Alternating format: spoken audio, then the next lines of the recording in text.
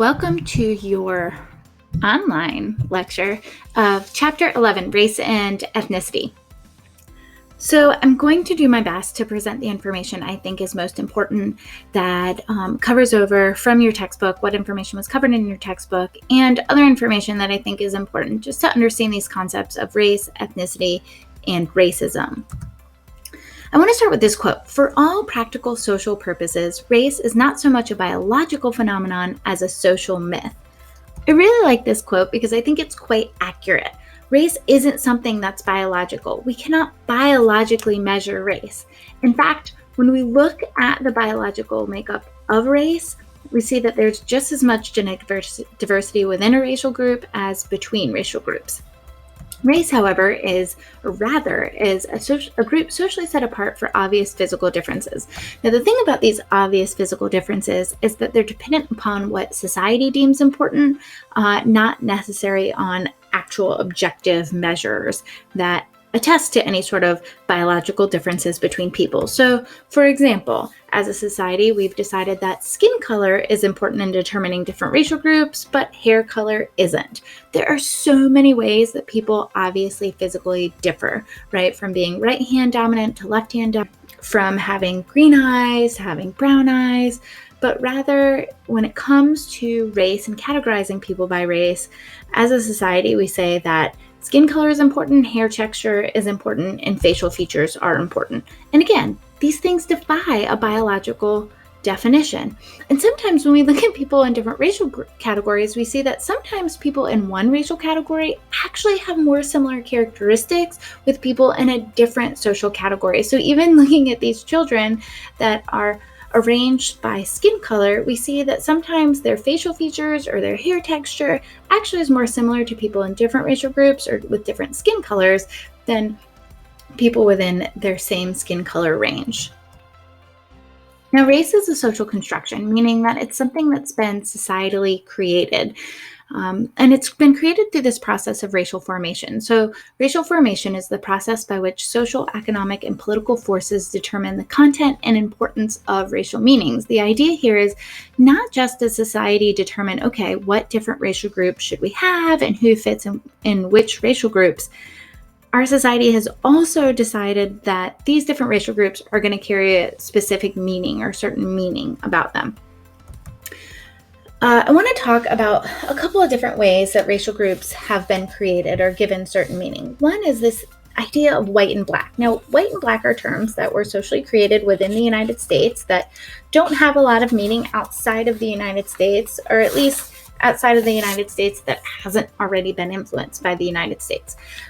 The terms white and black actually came about in the 1600s.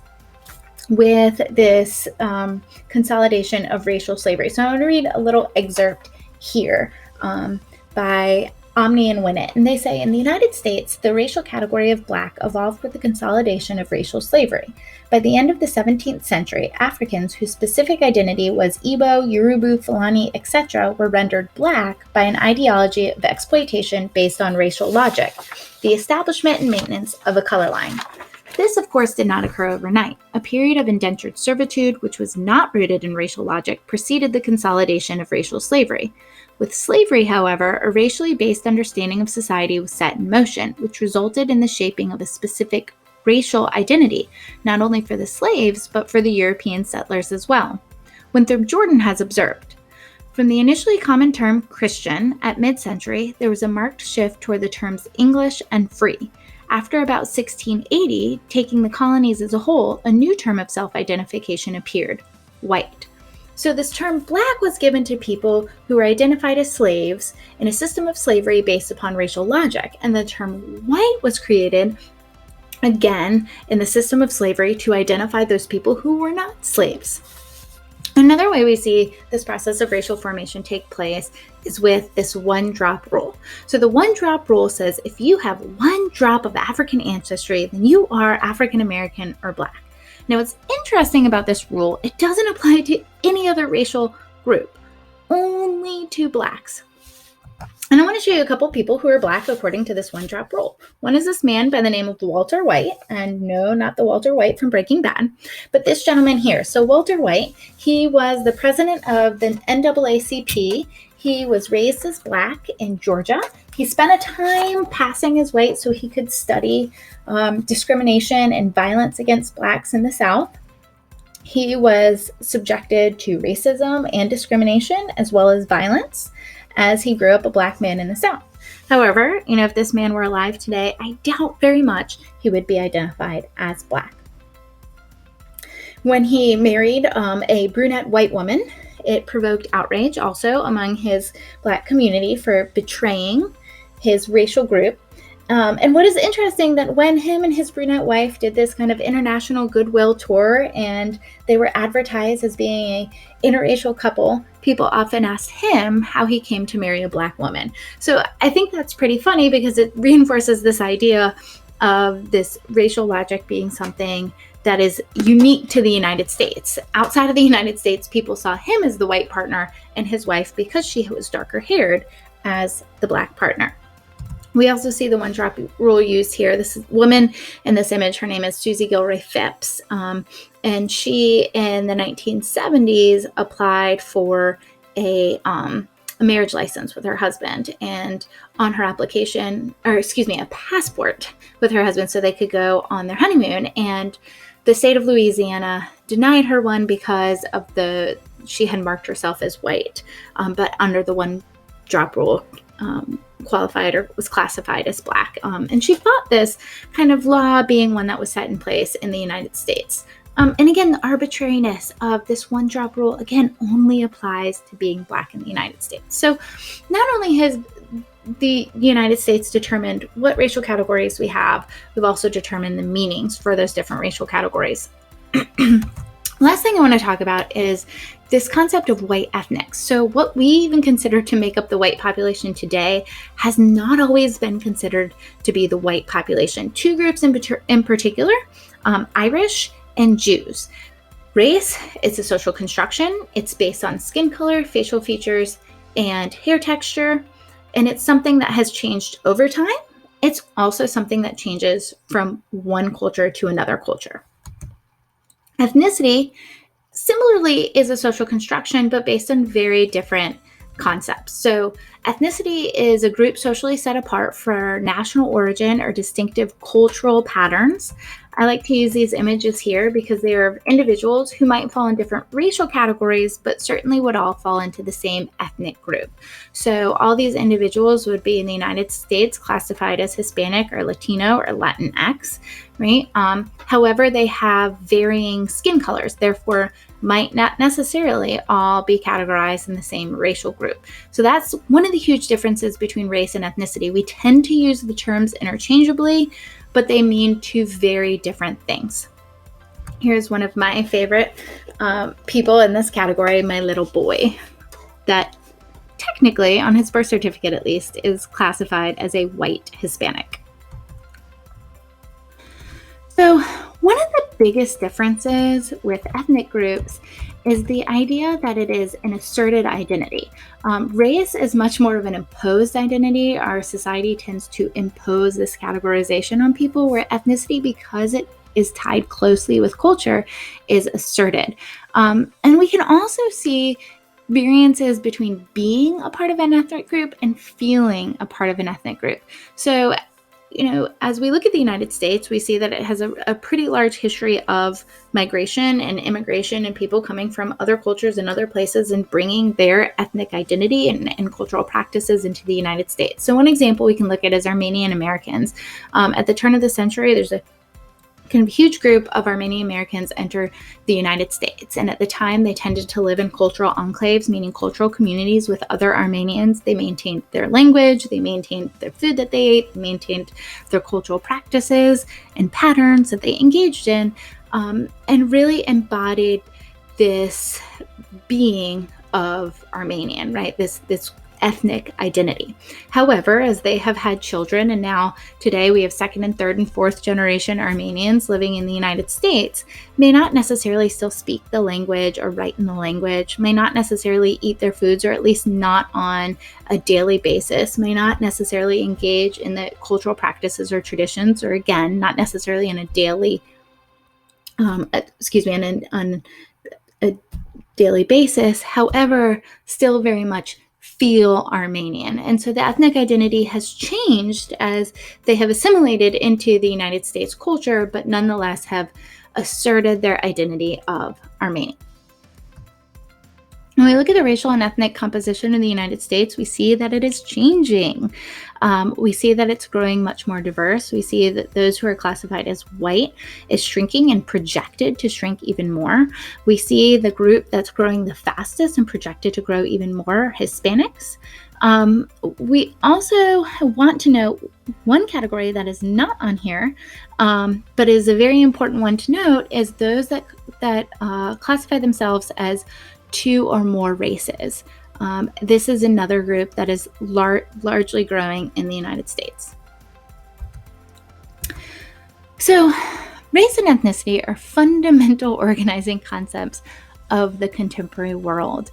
They impact people's life experiences, and they also impact people's life chances and life outcomes.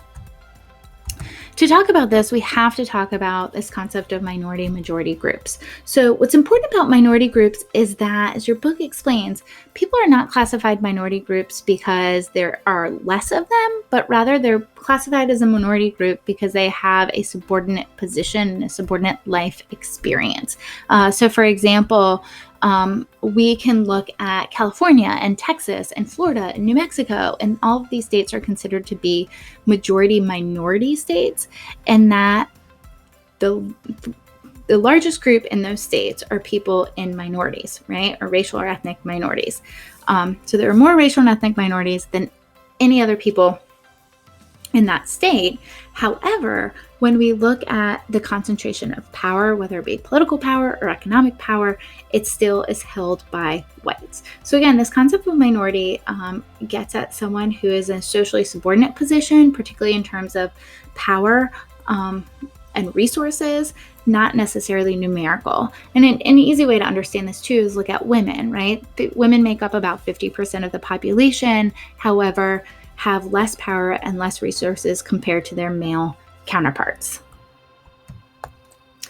When we look at this concept of majority and minority, I really like Peggy McIntosh's take on understanding privilege and disadvantage. And so McIntosh says that she had always learned about minority groups in terms of disadvantage. She had always learned about racism in terms of disadvantage, right? She says, I realized I'd been taught about racism as something which puts others at a disadvantage, but had been taught not to see one of its corollary aspects, white privilege, which puts me at an advantage.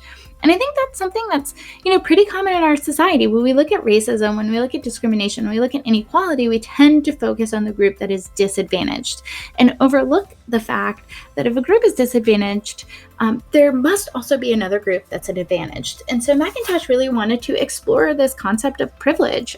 She, in addition to white privilege, she also explores male privilege a little bit. But she wanted to kind of think about her own life as a white woman and the way that she's advantaged because she's white. And she made up this list. And your book kind of, I think, has a few examples of this list. And I can read some more to you, right? So I can, if I wish, arrange to be in the company of people of my race most of the time.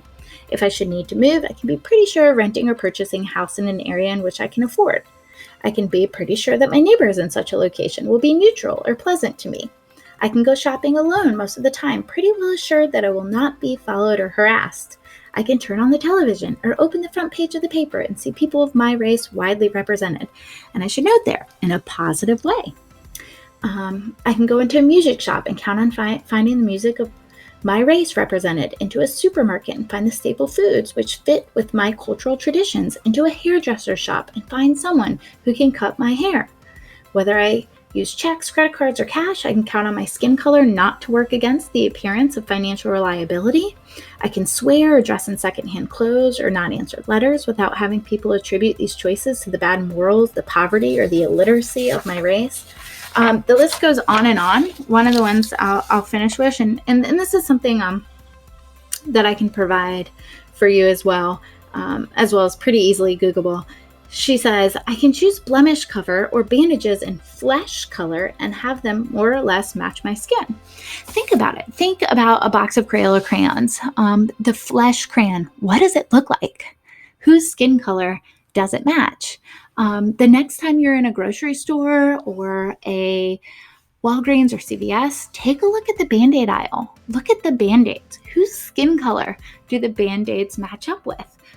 Yeah, we're starting to see a change in makeup, but I think still in this conceptualization of what color flesh is and bandages, we see pretty big disparities there. Now, the thing is that white privilege is something that's very easy to overlook because it means that someone has had an ideal experience in their lives. And we assume that it is the norm for someone to have an ideal experience. Therefore, a person in this position of privilege would not necessarily question their privilege. They would just look at it as the norm. And I really like this cartoon here because I think it it demonstrates the difference between having white privilege or not having white privilege. So at the top here it says, oh, is that your little brother? And then, oh, is that your son? What colleges have you applied to? Will you be the first person in your family to graduate high school? What's your major? Are you the first person in your family to go to college? Do you have any kids? How many kids do you have? What does your husband do? Is the father still in the picture? So if you were the person on the left, you wouldn't necessarily be aware of white privilege because you're having this idealized experience, right? And might consider it the norm. However, if you were the person on the right, it would be very clear to you this perspective of disadvantage and the assumptions that people make about you because of the color of your skin. So McIntosh says it's really important for us to examine this concept of privilege, particularly those people that have privilege. And this goes together quite nicely with Eduardo Bonilla Silva's colorblind racism. So Bonilla Silva says that this concept of colorblind racism has actually been utilized to reinforce inequalities and racism in society. This idea that I don't see color, right? And that I'm going to interact with other people based on their characteristics and not necessarily based on their color of the skin. And the problem with that is that it can lead to things like this translation over here on the right. I'm not going to use my place of privilege to refute and deny the suffering of those who did not have white privilege at the same time, erasing their personal and cultural history. So on one hand, this idea of recognizing race and ethnicity is not necessarily a negative thing. It adheres closely to the experiences that people have, the identity that people have, their cultural practices. It's a very important part of people's identities. And so it's not necessarily something that needs to be erased. I have had a lot of students in the past that have said, oh, this just, makes everything really uncomfortable. I think things are better if we don't talk about it. If we talk about all the ways that people are unequal, then it just reinforces the inequality that we have. But Bonilla Silva says, actually, if we don't talk about inequality, it maintains the systems or structures in society that exist. And the systems and structures in society that exist are racist systems and racist structures. So if we just don't talk about the inequality, if we just act like we don't see race, even if we're not racist, that's the other thing. We don't have to engage in racist acts, but as long as we maintain the systems, then it's allowing the racism to continue. It's allowing the racist systems to continue. So when we look at inequality, oftentimes inequality is rooted in discrimination, right? But when we look at discrimination, it's really important to distinguish between individual discrimination and institutional discrimination.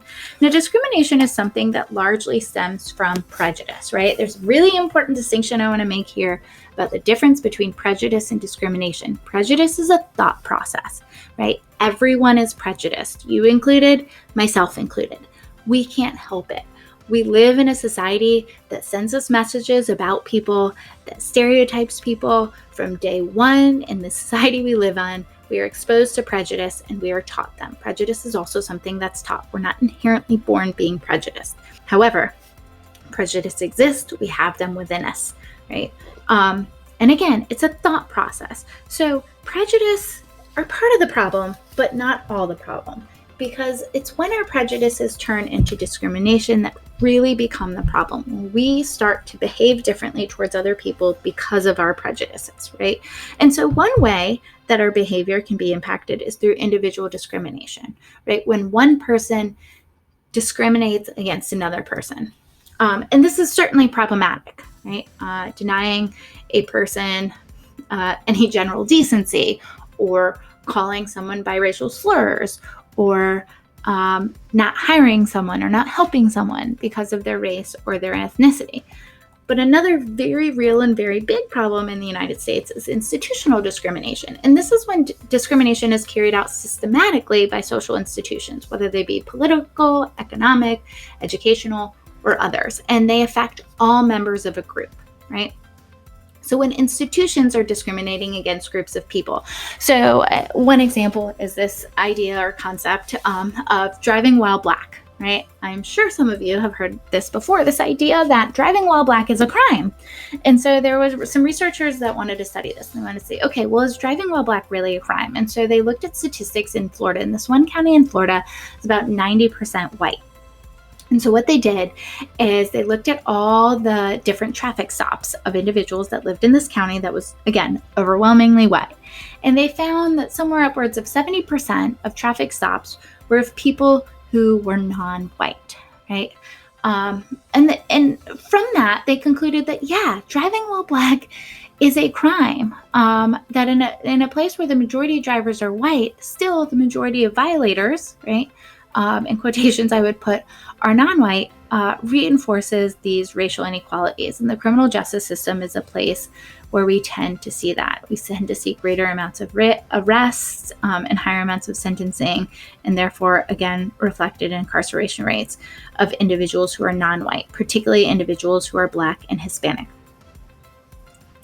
Other places of institutional discrimination, we can look at school systems, particularly right now, instances of implicit bias affecting school systems. And we see disparities here as well in terms of test scores, in terms of graduation rates, in terms of standardized tests, right? Standardized tests are often criticized as being more culturally geared towards those who are white and those who are middle class, and therefore those who are outside of these demographics are not familiar with the sentence structure, are not familiar with the examples given, and therefore would have a much harder time completing them. We can also look at politics. We can look at ways that districts have been drawn and represented, and how certain groups have been systematically disadvantaged in terms of engaging in the political process. So institutional discrimination, much more widespread and much more detrimental to society. And again, if we maintain our current systems, then we maintain this institutional discrimination. And that's the argument made by Eduardo Bonilla Silva. Again, this tweet here gets at the institutional discrimination within the criminal justice system, right? One of these guys killed 9 people. One of these guys was selling cigarette.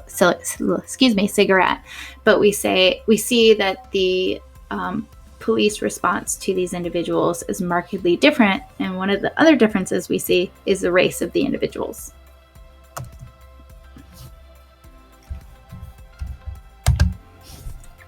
So one problem in our society is we see inequalities, right? So there's inequalities on in terms of percentage of people living below the house or below the poverty line, the median household income, as well as the percentage of people with bachelor's degrees. So how do we explain it, right? So how do we explain why Black and African Americans, as well as Hispanics, have really high rates of poverty, have low median household incomes, and the lowest percentages of people with bachelor's degrees. Right? How to explain such disparities? On one hand, we could say, oh, well, some racial groups are just smarter than other racial groups. Some racial groups are just better than other racial groups, right? But these things would be racist, and so we can't say that. We need to understand what's at work behind these numbers, particularly if we want to change them, particularly if we want to make society more equal and have race and ethnicity not be something that can either privilege or disadvantage an individual, right? And in addition to income, we can also see huge disparities in wealth. As we talked about in Chapter 8, wealth is huge. Wealth is really important. Again, it provides a safety net, it provides opportunity, right? And it can generate income. One of the things is the wealth gap is growing, particularly between whites and blacks.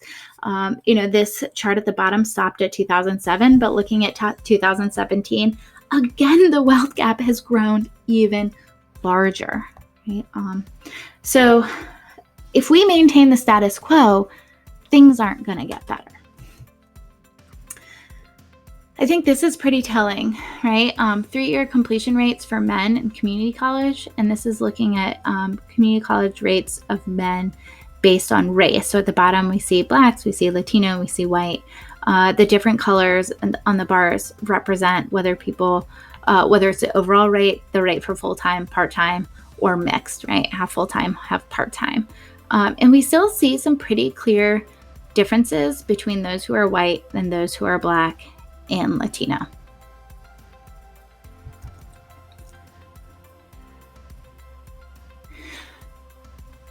So people's life experiences and life chances tend to look something like this, whether they are white or non-white.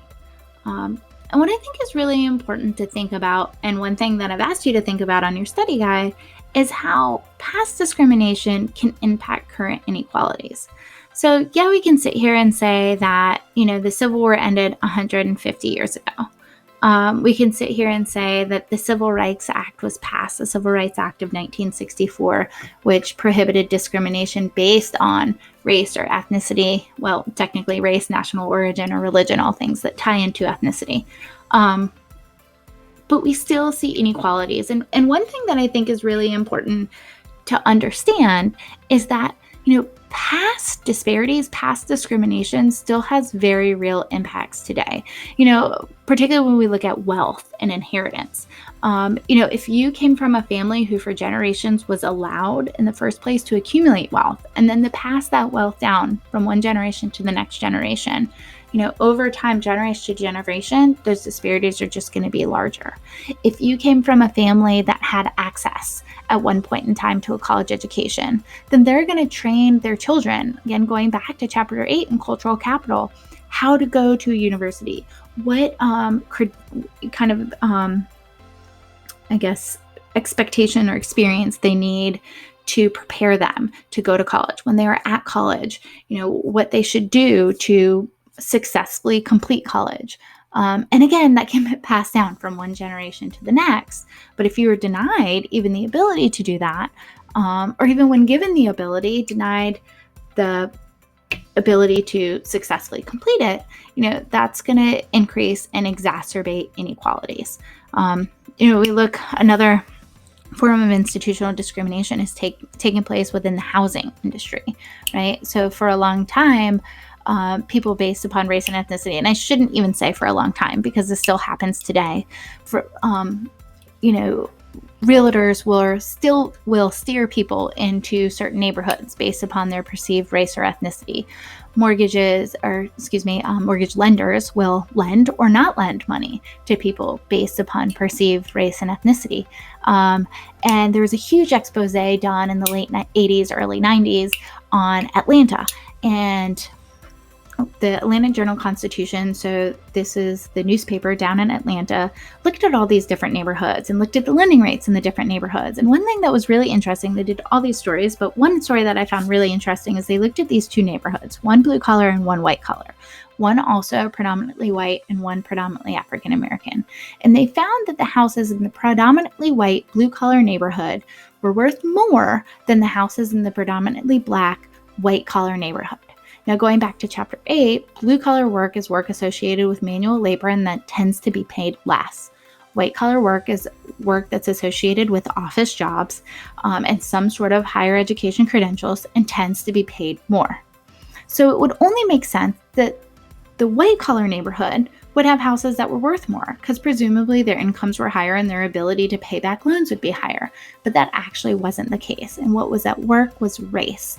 And so the Atlanta Journal-Constitution found that mortgage lenders were lending not based on ability to pay, not based on credit scores, but rather based on race and ethnicity. And this kind of prompted investigations across the United States in the 90s. And what the federal government found is, in fact, these practices had been happening all over the United States and weren't something that was just unique to Atlanta.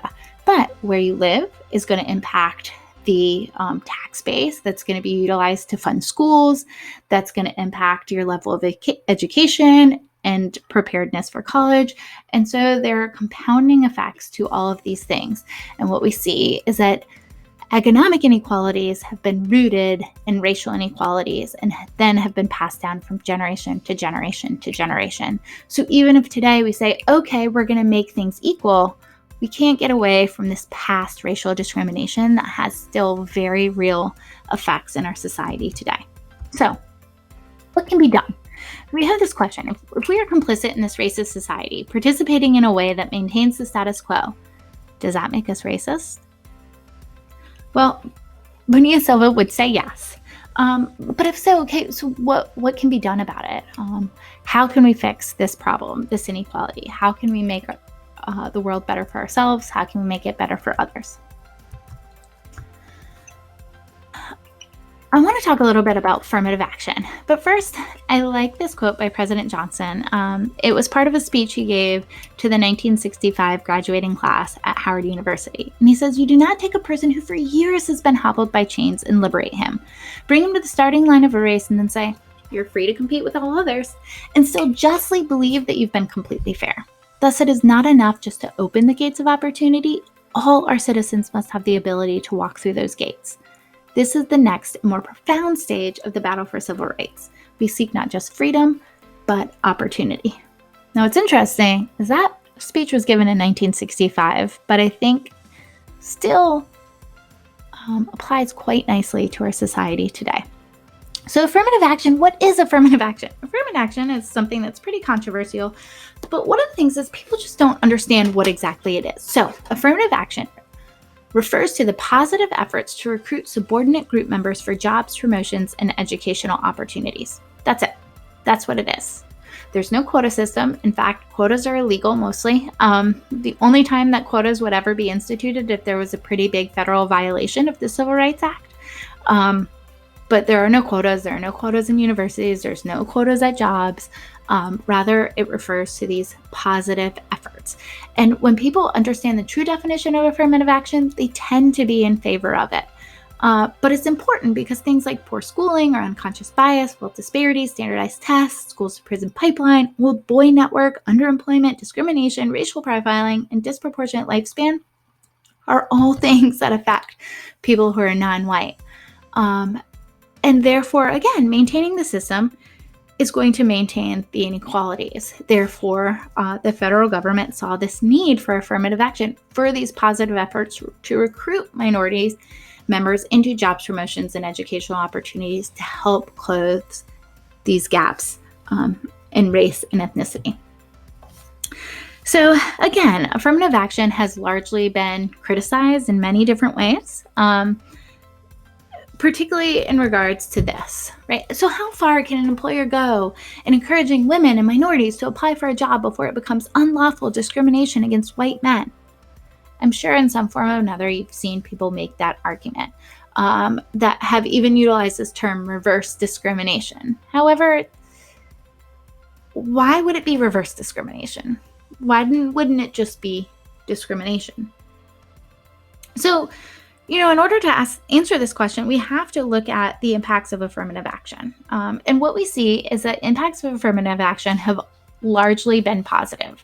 They've really been responsible for increasing the number of minorities and women in positions that they were previously kept from. And what we see is actually that is really beneficial to society. We see that jobs and companies really benefit from a greater, more diverse workforce. It means more people coming in, looking at issues from different angles, solving problems from different angles, advertising their product to a larger audience, getting a greater clientele. Businesses very much benefit from more diverse workforce. We also see that working with people that are different from you tend to help dispel stereotypes and generalizations regarding race and ethnicity, and are also very important to decreasing prejudices in society as a whole. Are there cases of discrimination against people who are white? Yes.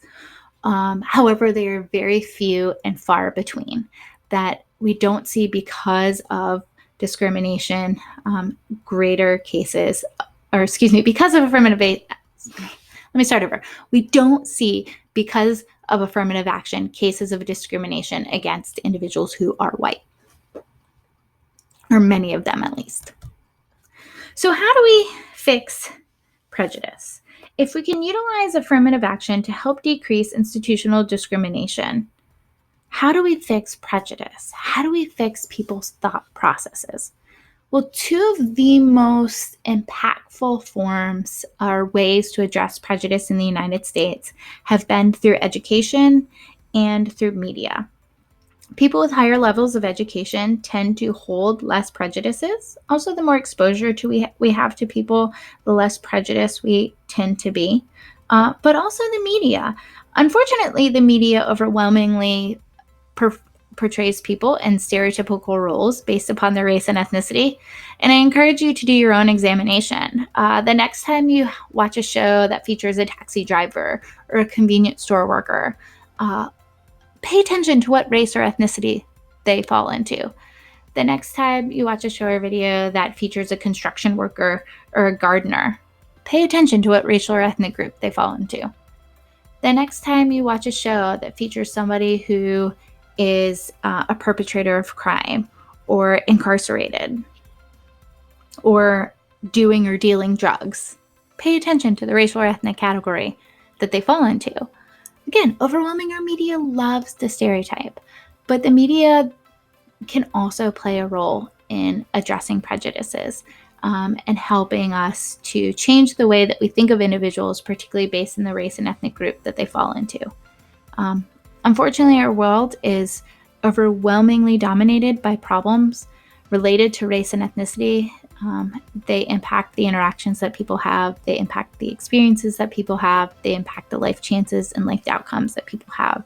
I'm going to post some resources below, and I encourage you to either watch the videos or read through the articles to learn more about race and ethnic relations in the United States.